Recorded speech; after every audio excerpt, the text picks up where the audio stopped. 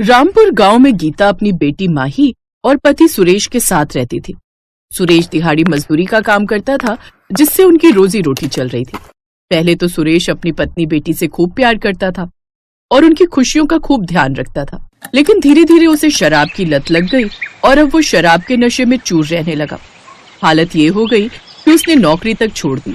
अब घर में खाने पीने की भी कमी हो गई थी। एक रोज अपनी बच्ची के भविष्य के साथ मैं समझौता नहीं कर सकती। मुझे कुछ न कुछ काम करना ही होगा, नहीं तो माही का स्कूल छूट जाएगा। अब अपने घर के बिगड़ते हालातों को देखते हुए गीता लोगों के घरों में कामकाज करने लगी। अब वो रोज सुबह काम पर जाने से पहले अपनी बेटी को स्कूल छोड़ती और फिर वहीं से काम पर निकल जाती। माही बिटिया जल्दी कर, स्कूल के लिए देर हो जाएगी। हाँ माँ चलो। वो स्कूल जाने के लिए निकल ही रहे थे कि तभी सुरेश नशे में लड़खड़ाता हुआ आ गया। गीता, मुझे पैसों की जरूरत है, मुझे पैसे चाहिए, मैं तुम्हें जल्दी लौटा दूंगा। तुम्हें जरा भी शर्म नाम की चीज बची है कि नहीं? जैसे तैसे करके मैं घर खर्च चला रही हूँ, अपनी बच्ची की फीस भर रही हूँ, लेकिन तुम्हें तो किसी बात की कोई चिंता ही नहीं है। बस हर समय अपनी दारू की पड़ी रहती है। अरे मेरा ना सही, कम से कम अपनी बेटी के बारे में तो कुछ सोच लो। मुझ पर यह एहसान जताने की कोशिश मत कर, समझे? यह अकेली मेरी ही बेटी नहीं है, तेरे भी है। तो इसका खर्च उठा भी लेगी तो तेरा क्या चला जाएगा? चल अब ला दे पैसे। मैंने कहा ना मेरे पास पैसे नहीं है। तो ऐसे नहीं मानेगी। बाबा मत मारो माँ को, छोड़ दो। कुछ देर बाद सुरेश वहाँ से चला जाता है। गीता अपनी किस्मत को कोसते हुए रोते हुए माही को स्कूल छोड़ती है, फिर काम पर चली जाती है। लेकिन स्कूल पहुंचकर भी माही का काम में मन नहीं लगता और सुबह हुई घटना के बारे में ही सोचती रहती है। उधर गीता काम पर पहुंचती है और काम करने लगती है। कुछ देर बाद उसकी मालकिन, गीता, पड़ोस में रहने वाली कमला काकी की तबीयत कुछ ठीक नहीं है, मैं उन्हें देखने जा रही हूँ। तुम काम खत्म करके लॉक कर देना और चाबी मुझे दे देना। ठीक है मालकिन। सारा काम खत्म कर गीता मालकिन को चाबी दे देती है, जिसके बाद वो घर आ जाती है। शाम को सुरेश फिर घर आता है और उससे पैसे मांगने लगता है, लेकिन जब गीता मना कर देती तो वो कोई ना कोई सामान उठाकर बेच आता और उन पैसों से दारू पीता। धीरे धीरे उसने काफी सामान बेच दिया था। ऐसे ही एक रोज जब गीता सब्जी बनाने के लिए कढ़ाई ढूंढती है तो अरे कढ़ाई कहाँ गई? हो ना हो ये उस आदमी का ही काम है, उसने वो कढ़ाई भी बेच दी। अब मैं अपनी बच्ची के लिए सब्जी किस में बनाऊंगी? एक काम करती हूँ, पड़ोस वाली काकी से कुछ देर के लिए मांग कर ले आती हूँ। गीता पड़ोस की काकी से कढ़ाई ले आती है। फिर कुछ दिन बाद तनख्वाह मिलने पर वो एक नई कढ़ाई खरीद लेती है और काम पर जाने से पहले उसे बक्से में छुपा कर रख देती है।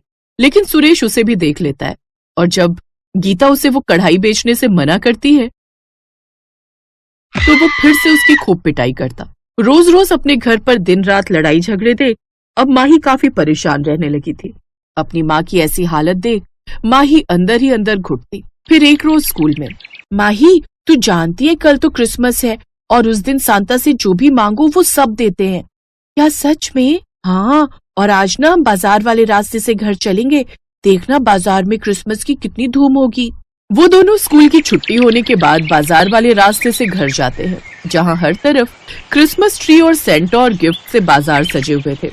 लेकिन माही के पास पैसे नहीं होते, इसलिए वो खाली हाथ ही घर आ जाती है। अगले दिन क्रिसमस पर स्कूल की छुट्टी थी, इसलिए गीता के काम पर जाते ही माही भी खेलने चली गई थी। दिन में जब घर लौटी तो देखा कि सुरेश फिर से गीता के साथ मारपीट कर रहा है।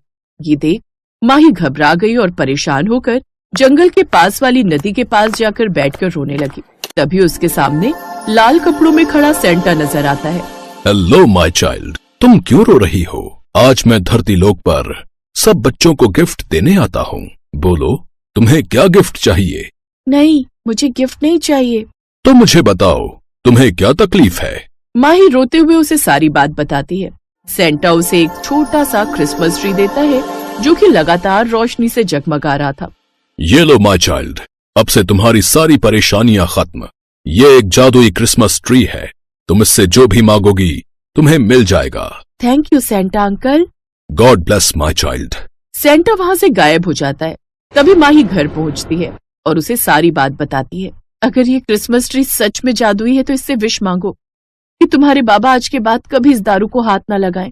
ऐ जादुई क्रिसमस ट्री, मेरे बाबा को इस नशे की आदत से सदा के लिए मुक्त कर दे। तभी उस ट्री से एक तेज रोशनी प्रकट होती है और सुरेश पूरी तरह ठीक हो जाता है और अपनी पत्नी से माफी मांगता है। मुझे माफ कर दो गीता, नशे की हालत में मैंने तुम्हारे साथ कितना बुरा व्यवहार किया। अब से मैं इस दारू को कभी हाथ नहीं लगाऊंगा। ये सुनकर गीता और माही बहुत खुश हो जाते हैं। इसका मतलब ये जादुई क्रिसमस ट्री सचमुच में कमाल कर गया। क्या मतलब? फिर माही उसे सारी बात बताती है। इसके बाद माही उस ट्री से एक केक मांगती है, साथ ही ढेर सारे पकवान भी, जिन्हें खाकर वो सब अपना क्रिसमस मनाते हैं। कुछ दिन बाद उस जादुई क्रिसमस ट्री की वजह से सुरेश और गीता एक ढाबा खोल लेते हैं, जिससे उन्हें खूब कमाई होती है और अब वो तीनों साथ में खुशी खुशी रहते हैं।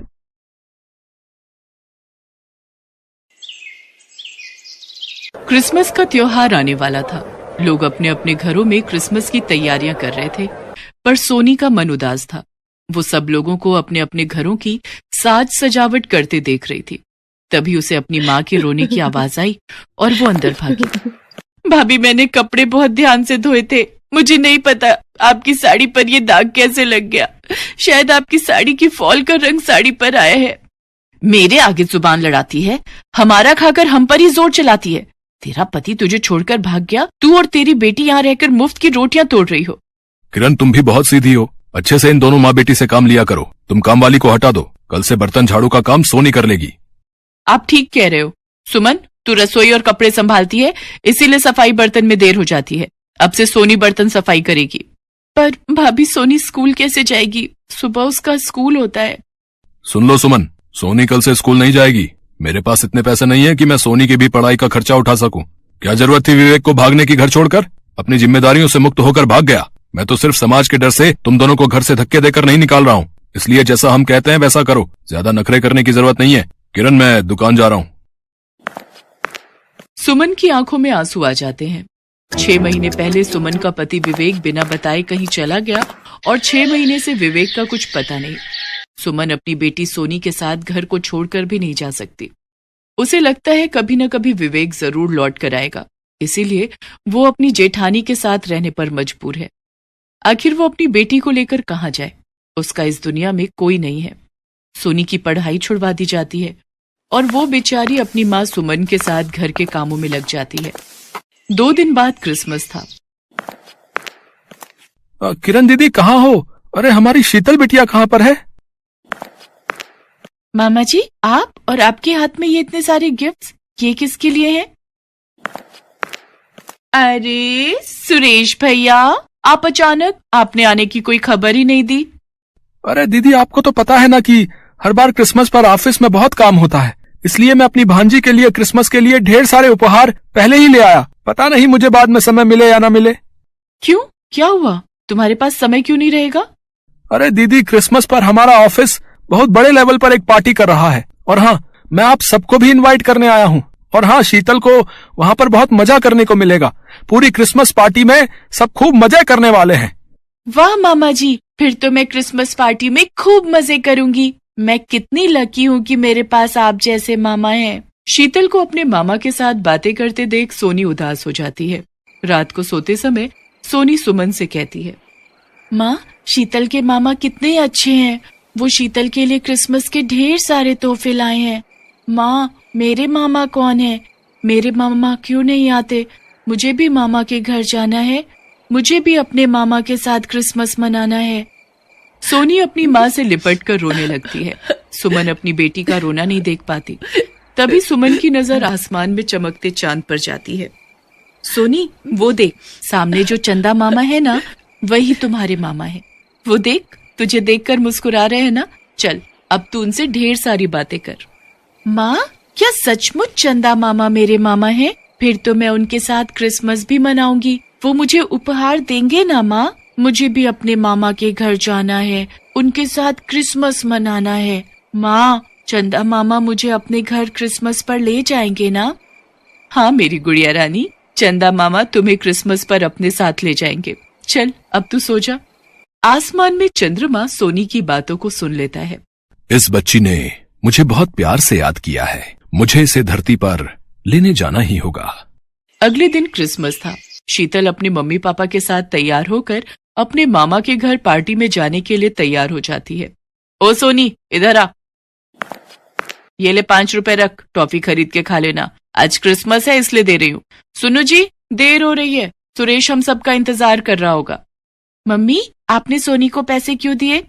अरे कोई बात नहीं, भिखारी समझ कर दे दिए। अब इस गरीब के मामा तेरे मामा की तरह तो है नहीं जो इतनी महंगी महंगी क्रिसमस की पार्टियों में ले जाएं। इसलिए मैंने सोचा इसे 5 रुपए दे देती हूँ, टॉफी ले लेगी। सुमन, घर का काम खत्म कर लेना, हम लोग कल सुबह तक लौटेंगे। सुमन की जेठानी और शीतल क्रिसमस पार्टी में चले जाते हैं। सुमन घर के कामों में लग जाती है। सोनी का मन उदास था। सब लोग क्रिसमस डे मना रहे थे। सोनी चंद्रमा की तरफ देख रही थी और मन ही मन उदास भी हो रही थी। अचानक उसे चंद्रमा में से एक सफेद सीढ़ी उतरती दिखाई दी। वो सीढ़ी सोनी के पास आकर रुक जाती है और उस सीढ़ी पर सोनी किसी को उतरते हुए देखती है। सोनी घबरा जाती है। सोनी के सामने सफेद रंग की पोशाक पहने बिल्कुल राजकुमारों जैसा एक व्यक्ति खड़ा था। आप कौन हो? तुमने मुझे पहचाना नहीं? मैं ही तो तुम्हारा चंदा मामा हूँ। मैं तुम्हें चांद पर क्रिसमस पार्टी के लिए लेने आया हूँ। जल्दी से चलो, चांद पर क्रिसमस पार्टी का आयोजन चल रहा है। क्या? सचमुच? माँ देखो, चंदा मामा आ गए। सोनी की आवाज सुनकर सुमन बाहर आती है। वो भी घबरा जाती है। बहन घबराओ नहीं, सोनी ने मुझे दिल से अपना चंदा मामा बोला है और तुमने भी तो सोनी को यही कहा है कि मैं उसका मामा हूँ। आओ सोनी, आओ सुमन बहन, मेरे साथ चांद पर चलो। चंद्रमा के साथ बहुत सारे सितारे भी सोनी और सुमन का स्वागत कर रहे थे और सब गीत गा रहे थे। आओ तुम्हें चांद पर ले जाएं, मिलजुल कर क्रिसमस मनाए, नन्ही नन्ही खुशियां बटोर कर एक नया सपना सजाए। आओ तुम्हें चांद पर ले जाए। देखते ही देखते सोनी और सुमन की वेशभूषा बदल जाती है। वे दोनों बहुत ही सुंदर कपड़ों में आ जाते हैं। सोनी अपनी माँ के साथ चांद पर पहुंचती है। चांद और गगन के सारे सितारे सोनी के साथ बहुत धूमधाम से क्रिसमस का त्योहार मनाते हैं। चांद पर केक, टॉफी, बिस्कुट, खाने पीने की चीजें, गुब्बारे, खिलौने और भी बहुत कुछ था, जिसे देखकर सोनी बहुत खुश थी। पर अचानक सुमन उदास हो जाती है। क्या हुआ माँ, तुम उदास क्यों हो गई? देखो, हम चांद पर कितना सुंदर क्रिसमस बना रहे हैं। बताओ ना माँ, क्या हुआ? वरना मैं भी खुश नहीं हो पाऊंगी। कुछ नहीं सोनी, तुम्हारे पापा की याद आ गई थी। पता नहीं वो किस हाल में होंगे आज। वो ये सब देखकर बहुत खुश होते। काश वो वापस लौट आते। सुमन अभी सोनी से बात कर ही रही थी कि तभी सामने से सोनी अपने पापा को आता देखती है।